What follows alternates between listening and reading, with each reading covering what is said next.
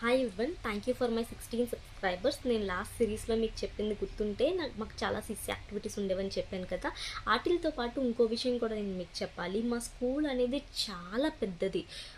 పెద్ద assembly grounds, పెద్ద play grounds ఉండేవన్నమాట. పెద్ద ప్లే గ్రౌండ్ అంటే ఆ గ్రౌండ్ వచ్చేసరికి ఒకేసారి 1500 నుంచి 2000 మెంబర్స్ నించున్నా సరిపోయేంత పెద్ద గ్రౌండ్ ఉండేదన్నమాట. ఎందుకంటే మీకు చెప్పాను కదా, it's Kendriya Vidyalaya and pan Indian school అనమాట. సెంట్రల్ గవర్నమెంట్ నడిపేది. అండ్ మా ఫీజెస్ కూడా చాలా తక్కువ ఉండేవి. 1800 మాత్రమే గర్ల్స్కి అయితే ఫీజు. అదే బాయ్స్కి అనుకోండి 2400 మా ఫీజు ఉండేదన్నమాట. బీపీఎల్ కార్డ్ అని చెప్పి ఒకటి ఉంటుంది. ఆ బీపీఎల్ కార్డ్ అని మీకు రేషన్ కార్డు చాలా ఉంటాయి. ఆ సర్టిఫికెట్స్ అన్నీ మీరు సబ్మిట్ చేస్తే మీకు ఓన్లీ ట్యూషన్ ఫీజు మాత్రమే పడుతుంది. అది కూడా 300 రూపీస్ మాత్రమే పడుతుంది.